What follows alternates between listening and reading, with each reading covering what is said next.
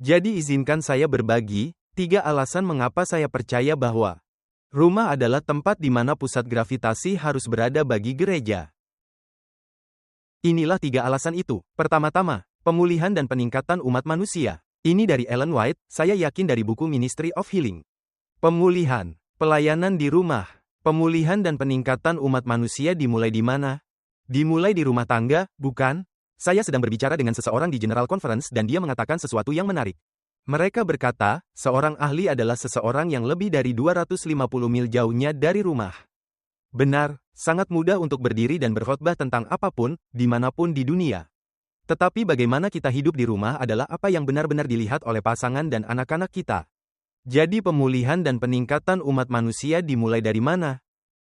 Itu dimulai di rumah tangga. Pekerjaan orang tua mendasari tugas-tugas lainnya. Masyarakat terdiri dari keluarga-keluarga, dan para kepala keluarga yang melaksanakannya. Dari hati, terpancar kehidupan. Dan jantung masyarakat, agama dan bangsa adalah rumah tangga.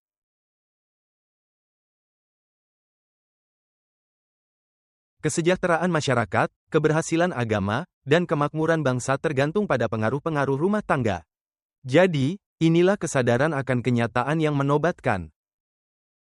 Dan itu adalah bahwa gereja menghabiskan lebih banyak waktu di rumah daripada yang mereka habiskan di sini. Benar. Jadi di mana kita harus berpikir sebagai pemimpin, di mana kita harus berpikir secara strategis.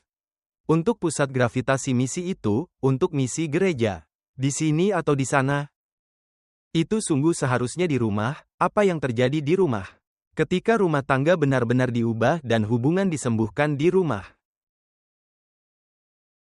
Itu adalah argumen terbesar yang mendukung kekristenan. Pengaruh rumah tangga. Ini adalah alasan kedua saya dan ini adalah alasan strategis. Kurangnya hikmat ditunjukkan dalam memusatkan pekerjaan di 1 atau 2 tempat. Mengumpulkan orang-orang bersama-sama dalam jemaat besar ketika orang-orang percaya, siapa? Orang-orang percaya harusnya tersebar di tempat yang luas di mana mereka dapat menjadi agen kerja.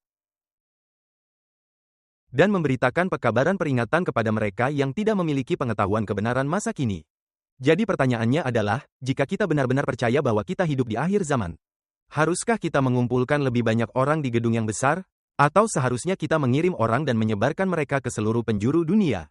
Untuk memastikan bahwa setiap bangsa, suku, bahasa, dan kaum memiliki kesempatan untuk mendengar? Itulah pertanyaannya, bukan? Jika kita sungguh percaya bahwa sudah waktunya untuk mengerahkan segalanya, bagaimana kita menanggapinya dan peran apa yang dimainkan rumah tangga dan keluarga? Di sini dia mengatakan bahwa, mari kita lihat.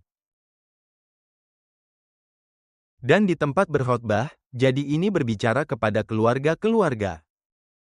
Dia berkata, di tempat berkhotbah, sabat demi sabat, kepada mereka yang mengetahui kebenaran.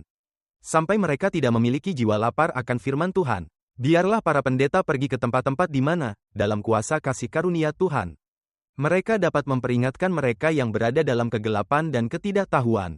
Kebenaran harus meluas ke seluruh dunia. Hendaklah manusia berhati-hati agar mereka tidak menyalahgunakan sarana yang harus digunakan untuk memberikan pesan belas kasihan terakhir kepada dunia.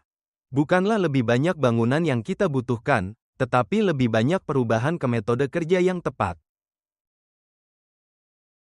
Bukan lebih banyak bangunan yang kita butuhkan, bukan lebih banyak lembaga yang kita butuhkan. Tetapi lebih banyak perubahan ke metode kerja yang tepat. Dan itu adalah setiap anggota adalah pengganda. Oke, sekarang saya ingin mundur. Saya tidak punya slide-nya, tapi saya ingin menyebutkan ini. Ini adalah sesuatu yang saya belum pernah lihat sebelumnya. Orang lain yang mengatakannya, jadi ini tidak asli dari saya. Jadi saya ingin berikan pengakuan. Tetapi Matius pasal 28, Yesus sangat spesifik. Dia berkata, kepadaku telah diberikan kuasa di surga dan di bumi, benar? Dan kemudian dia berkata, pergilah dan jadikanlah murid. Dan kita yang tahu bahasa Yunani, kita tahu bahwa pergi dan jadikanlah murid adalah perintah. Pergi dan jadikan murid. Anda melakukannya selagi pergi. Itu perintahnya, bukan? Apakah semuanya mengikuti? Kemudian Yesus berkata, baptiskanlah mereka dalam nama Bapa, Anak dan Roh Kudus. Lalu melakukan apa? Hal kedua yang dia perintahkan. Melakukan apa? Mengajari mereka untuk melakukan apa? Untuk mematuhi segala sesuatu yang telah kuperintahkan kepadamu. Dan saat kita memikirkan itu, segera sebagai orang Advent, ya, kita ingin memastikan mereka menuruti Sabat dan di samping semua perintah lainnya. Namun saya ingin menyarankan bahwa karena fokus kita pada hari Sabat, puji Tuhan untuk Sabat. Tetapi karena fokus kita pada hari Sabat dan perintah, kita melewatkan fakta bahwa Yesus baru saja memerintahkan sesuatu. Apa yang telah diperintahkannya? untuk memuridkan. Dan dia berkata, aku ingin engkau mengajar mereka menaati semua yang telah kuperintahkan kepadamu. Dan ada perintah, hanya beberapa kata di baliknya yang kita lewatkan. Dan itu adalah jika kita ingin menaati amanat agung. Setiap anggota, kita belum selesai sampai seorang anggota telah memuridkan seorang yang dapat memuridkan. Jika tidak, kita hidup dalam pemberontakan terhadap amanat agung. Dan inilah kebenaran yang menakutkan. Izinkan saya menunjukkan ini. Kebenaran yang menakutkan adalah bahwa kita tumbuh secara global sekitar 3 atau 4%. Oke, sekarang, ini tidak adil untuk mengatakan bahwa kita harus mengharapkan pertumbuhan 100% setiap tahun. Tetapi jika Anda hanya memiliki pertumbuhan 3 atau 4% secara global, Anda tahu apa artinya? Itu berarti 96% orang secara global tidak menghasilkan apa-apa.